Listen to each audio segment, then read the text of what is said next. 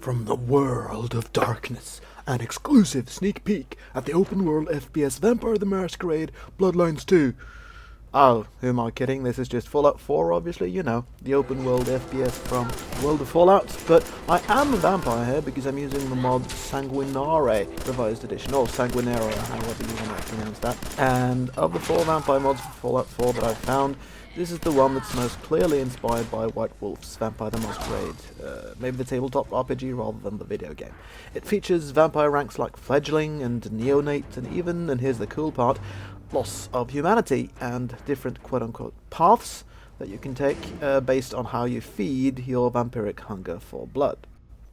You turn into a vampire a bit like in an Elder Scrolls game though. First you contract a disease from killing another vampire like you just saw, or from blood bugs, or from a blood pack with vampire blood. And if you don't cure that in 3 game days, you become a vampire.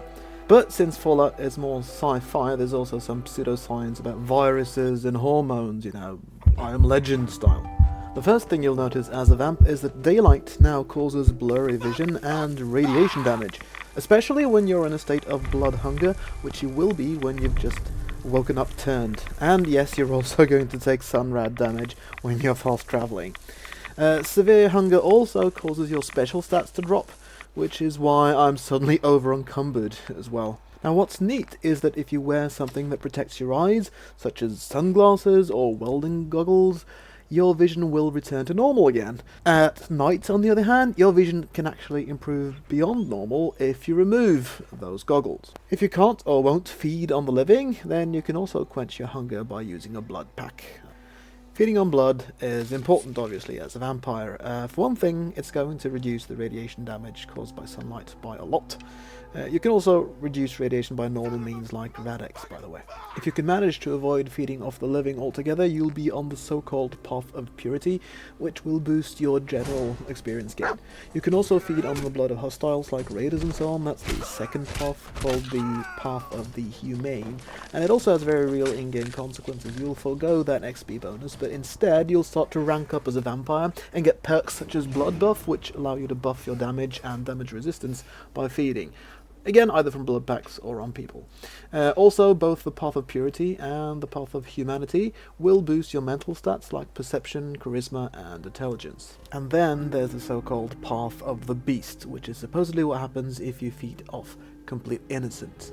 I have to admit I haven't tried this yet, as you know me, I prefer to play the good guy, but supposedly going all ruthless like that will buff physical stats like speed and weapon speed instead of your mental ones. But you also risk coming down with something called Dark Cravings, which means you'll suddenly be very blood hungry with all the extra weakened stats I mentioned before, plus get targeted by vampire hunters and Brotherhood of Steel and whatnot.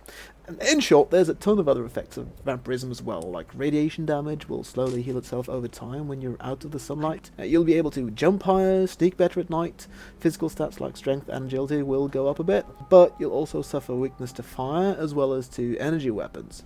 So for me, this mod has really breathed some life back into a game that I honestly couldn't really get into originally. Part of my dislike was because I feel Fallout 4 really assumes that if you're a good guy you have to fight the bad people, and I sort of lack the motivation. I mean, as you can tell from the intro, I really suck at shooters. And also, seeing the bad guys being splattered all over just doesn't really do it for me.